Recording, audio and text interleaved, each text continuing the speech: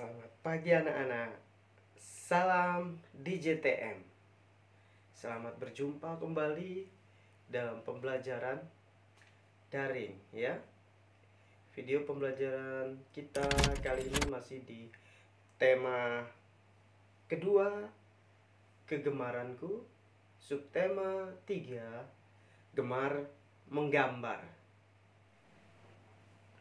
Baik anak-anakku, sebelum kita mulai, sudah disiapkan kan bukunya? Buku penanya, buku tulis, pensil, penghapus, dan hatinya juga disiapkan. Baik, mari kita berdoa. Yang agama Islam sikapnya, yang agama Hindu, yang agama Kristen, yang agama Katolik.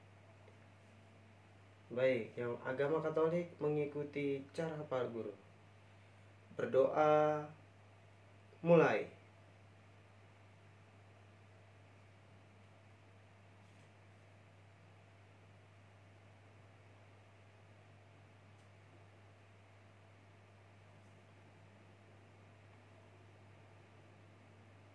Selesai. Dalam video pembelajaran kali ini ya, tujuan dari video pembelajaran yang pertama yaitu anak-anak dapat menjelaskan kegiatan kebersamaan dalam keluarga. Yang kedua,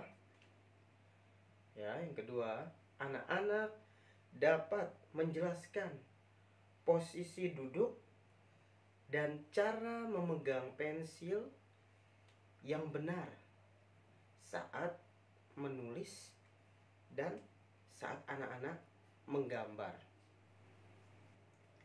Yang ketiga, anak-anak dapat menggambar dengan cara mencetak.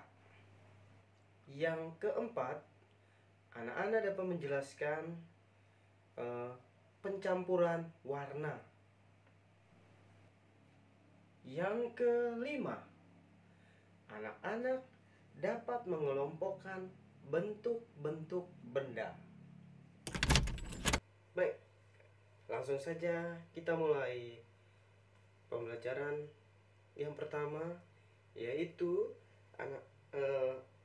kebersamaan dalam keluarga. Coba anak-anak lihat apa yang dilakukan oleh Lani bersama orang tuanya. Ya, Lani bersama keluarganya menggambar bersama. Dia belajar bersama dengan bimbingan orang tua. Nah, baik, di rumah kegiatan apa yang anak-anak lakukan bersama keluarga selain dia seperti Lani? Baik, sebelum menggambar atau menulis seperti yang dilakukan Lani, nah, anak-anak perlu memperhatikan dua hal. Yang pertama cara duduk, yang kedua cara menulis atau memegang pensil. Seperti gambar di samping ya. Nah, coba lihat dari pencahayaannya dulu. Apakah itu yang pertama sudah benar? Cahayanya apa? Redup ya, kurang terang. Itu tidak bagus untuk kesehatan mata anak-anak. Jadi yang benar, lihat di gambar sebelahnya. Nah, cahaya cukup atau terang karena sangat baik untuk kesehatan mata anak-anak, sehingga anak-anak juga dapat melihat dengan jelas huruf demi huruf untuk dibaca. Nah, posisi yang benar, nah, saat menulis ya, posisi yang benar. Yang pertama, lihat di gambar. Posisi duduk tegak, tidak boleh membongkok, badannya tegak duduknya. Kemudian pensil berada di antara ibu jari dan telunjuk. Nah, kemudian gunakan lampu belajar ya, terutama jika saat sore mulai maghrib atau malam saat anak-anak belajar. Nah, coba perhatikan gambar itu. Posisi yang benar saat menulis itu dilakukan oleh Dayu. Posisi jari saat memegang pensil harus benar. Posisi tangan yang benar saat memegang pensil, ya. Jadi seperti ini, ya. Ibu jari, telunjuk jari tengah seperti ini, ya, bisa anak-anak lihat. Kemudian posisi duduk, nah, harus tegak seperti Lani. Di sekolah pun juga demikian. Paham anak-anak? Nah, baik. Lihat Dayu. Coba perhatikan Dayu. Ya, posisi duduk yang benar saat menggambar. Jadi ingat, duduk dengan tegak karena anak-anak masih dalam pertumbuhan. Jadi tulang punggung belakang itu biar bagus, lurus, tidak bengkok ke kiri ke kanan atau ke depan, ya. Kemudian cara memegang pensilnya, pensil warna saat menggambar seperti yang Pak Guru contohkan tadi, ya. Nah, begitu juga yang dilakukan oleh Siti. Posisi yang benar ketika menggambar, ya. Dia, lihat Siti, dia duduk tegak. Kemudian pensil berada di ibu jari dan telunjuk. Nah, ibu jari, telunjuk jari tengah. Nah, ada 3 jari, ya, seperti ini. Nah, kemudian jarak antara mata dan buku gambar tidak terlalu dekat, jadi jaraknya agak jauh, ya, kurang lebih kira-kira 30 cm seperti itu. Paham anak-anak? Nah, anak-anak sudah memahami, Pak Guru sudah menjelaskan posisi duduk yang benar dan cara memegang pensil, baik menulis ataupun menggambar, ya, sama, ya, cara memegangnya. Hanya bedanya kalau menggambar saat dia mengarsir seperti ini posisinya, tetapi saat menulis dia berubah seperti ini, ya. Nah, coba lihat yang dilakukan temanmu itu pada gambar. Nah, Udin gemar menggambar mobil. Nah, Udin matanya sudah tidak pakai kacamata dia. Kenapa? Dia belajar di tempat yang terang. Kemudian dia menjaga jarak mata dengan buku, ya. Dia suka menggambar mobil. Nah, sekarang Pak Guru tanya, gambar apa yang anak-anak suka di rumah? Ya. Nah, pasti berbeda. Nah, kita harus menghargai gambar orang lain, ya. Seperti gambarnya Udin itu terserah dia. Dia mau seperti itu. Juga teman-temanmu yang lain, ya, harus menghargai kesukaan gambarnya. Baik. Nah, keragaman kegemaran itu beda-beda, ya, terutama dalam menggambar.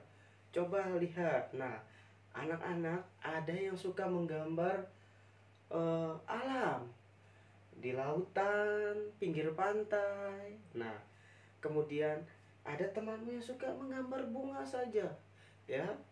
Nah, terutama anak-anak putri, dia suka menggambar bunga pasti. Kemudian ada yang suka menggambar boneka. Nah, gambar anak-anak itu berbeda-beda, tetapi meskipun kegemarannya berbeda dalam menggambar, kamu anak-anak harus menghargai teman-teman yang lain berbeda menggambarnya.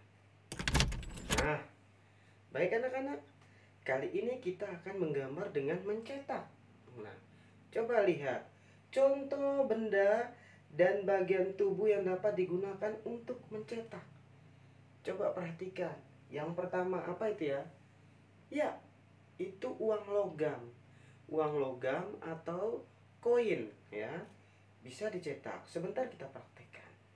Yang kedua dengan daun, ya. Yang ketiga jari tangan, mencetak dengan jari tangan. Baik, sampai sini paham anak-anak? Baik, kita lanjutkan nanti. Perhatikan kita, ya, bersama Pak Guru akan menggambar mencetak uang logam atau koin. Anak-anak, Pak Guru akan mempraktekkan. Pak Guru harap anak-anak memperhatikan caranya ya, biar anak-anak bisa buat di rumah. Nah, yang dibutuhkan penghapus, kemudian pensil, kemudian kertas APS ya, kertas putih boleh, kertas gambarnya juga boleh, buku gambar, kemudian uang logam boleh 500, boleh 1000. Pak Guru memakai uang logam 500. Anak-anak boleh 1000, boleh 500 ya. Pokoknya uang logam. Nah, kemudian Pak Guru akan menggambarkan bagian permukaan yang ada gambar uang 500 ini. Kemudian yang kedua, mencetak lagi, gambar mencetak dengan permukaan di belakangnya, yaitu gambar Garuda ya, Garuda Pancasila ya, lambang negara ya. Jadi ada dua, yang pertama kemudian yang kedua. Nah, untuk tugas anak-anak di rumah, jangan lupa anak-anak membuat ya, sama mencetak, menggambar mencetak, tetapi 3 kali ya, sebanyak 3. Pak Guru buat 1 di sini. Pertama, kedua. Anak-anak buat sebanyak 3 kali, berarti 1 bolak-balik, 2 lagi bolak-balik, dan 3 lagi bolak-balik. Paham? Baik, mari kita mulai. Perhatikan. Baik, pertama Pak Guru buat ini ya, ditaruh di bawah, kemudian ini di atas ya, di alas dia. Nah, seperti ini, ditahan, kemudian mulai ya.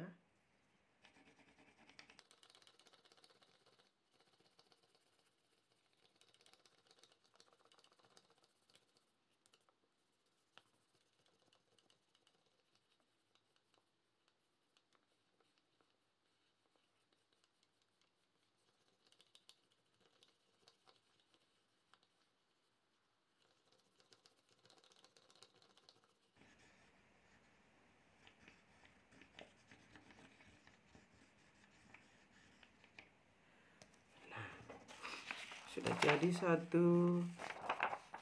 Jelaskan anak-anak? 1 jadi. Baik, sekarang uangnya kita balikan lagi ya. Kita balikan sekarang yang Garuda ya, yang Garuda. Nah,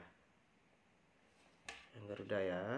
Nah, kemudian lagi di sampingnya.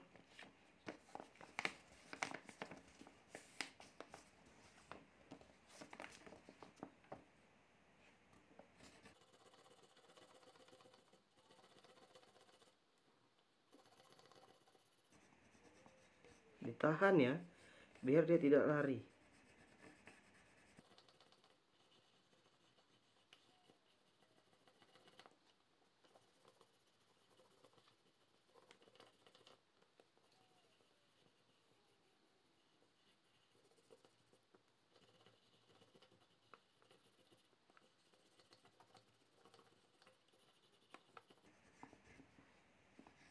Oke, baik anak-anak, sudah jadi seperti ini. Nah ya, jadi ini bolak-balik. Anak-anak harus buat juga bolak-balik sebanyak 3 kali. Jadi jumlahnya ada 6 ya. 1 kali bolak-balik, 2 kali bolak-balik, 3 kali bolak-balik. Paham? Baik, sekarang kita masuk ke pencampuran warna ya.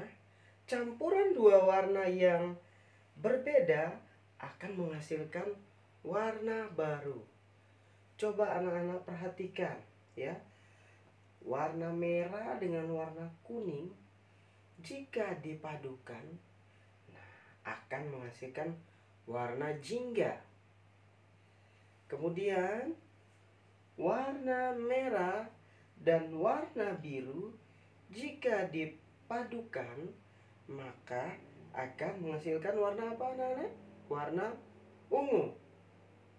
Kemudian warna biru jika dipadukan dengan warna kuning akan menghasilkan warna baru, yaitu warna hijau.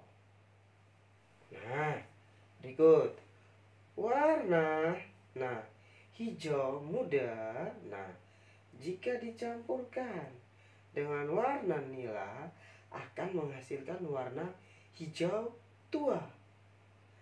Kemudian warna hijau tua, nah, jika dipadukan dengan warna kuning akan menghasilkan warna apa, anak-anak? Warna hijau muda. Kemudian coba perhatikan lagi, warna merah jika dipadukan dengan warna hijau akan menghasilkan warna coklat. Nah, sampai sini ada pertanyaan? Tidak ada? Nah, silahkan anak-anak praktekkan perpaduan warna itu di rumah ya. Di buku gambarnya boleh, di buku penanya juga boleh. Baik, sekarang kita mengelompokkan bentuk-bentuk benda. Coba perhatikan. Nah, bentuk-bentuknya berbeda-beda kan? Ada berapa itu? Coba kita hitung yang pertama. 1, 2, 3, 4. Ada 4 bentuk benda yang berbeda. Coba bentuk-bentuk benda itu kita pindahkan ke dalam bentuk yang lainnya. Baik. Nah, bentuk-bentuk benda tadi, nah, samakan dengan bentuk benda-benda berikut. Nah, apa itu namanya? Iya, itu bola. Biasa anak-anak bermain di lapangan. B-O-L-A, bola. Kemudian, nah, bentuk benda yang berikutnya apa? Tabung.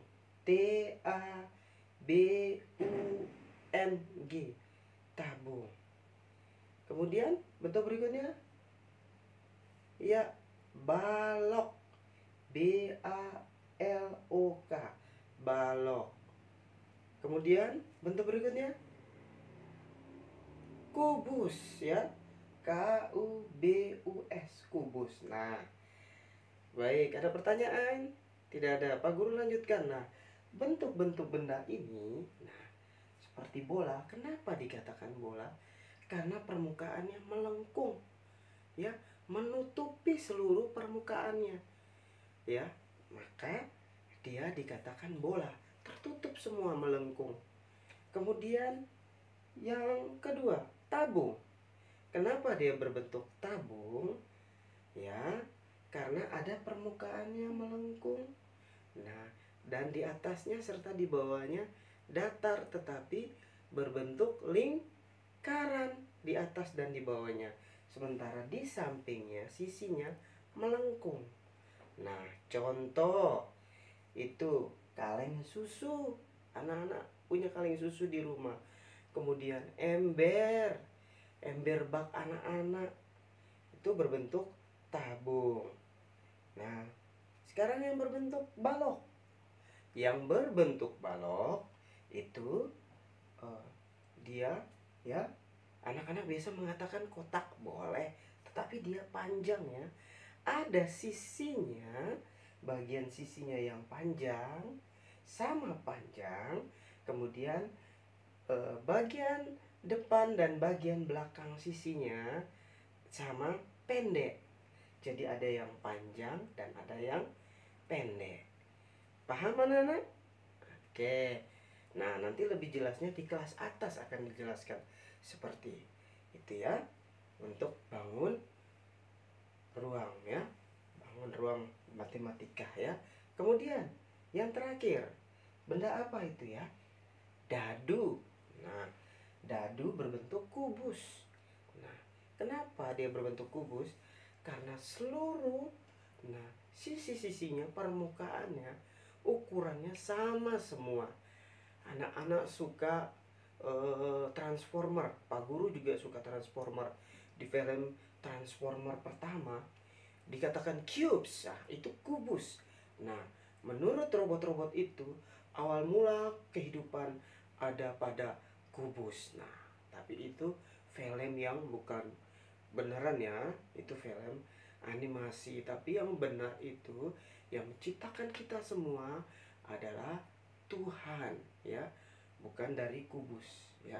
Ini bentuknya ya, tapi bukan ciptaan ya. Paham? Nah, baik, ada pertanyaan anak-anak? Baik, tadi sudah Pak Guru jelaskan. Sekarang Pak Guru akan tampilkan gambar ya. Coba perhatikan. Yang pertama, tadi katanya berbentuk apa itu ya? Berbentuk apa? Kubus ya, dadu berbentuk kubus. Karena seluruh permukaannya sisinya sama panjang. Pintar. Yang berikut, kaleng biskuit, kaleng jajan berbentuk apa? Tabung ya, pintar. Dia berbentuk tabung. Nah, yang berikut, kotak obat ya, berbentuk balok ya, karena ada tadi apa? Permukaannya ada yang panjang sama panjang dan ada yang sama pendek. Kemudian yang keempat, itu namanya replika bola bumi ya. Bumi biasa disebut dengan globe ya, globe.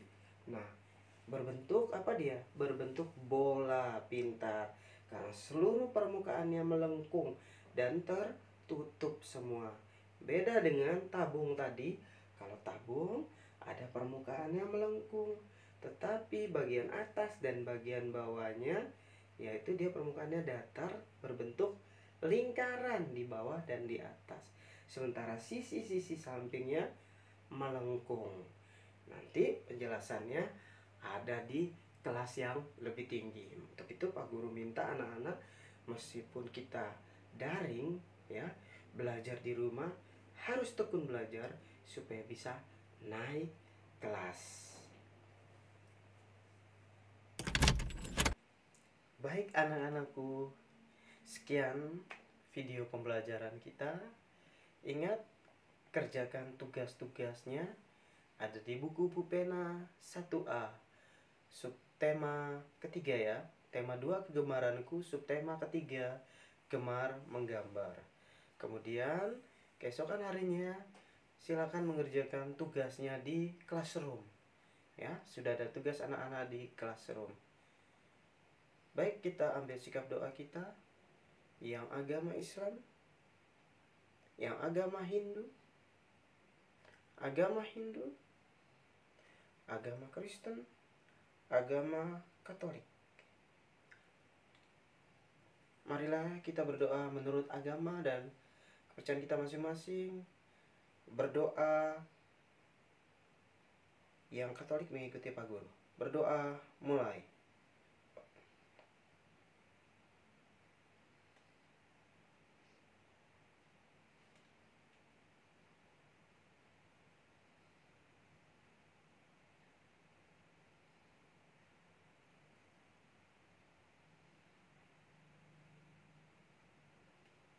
Selesai. Baik, sampai jumpa pada pembelajaran berikutnya. Salam di JTM. Dadah.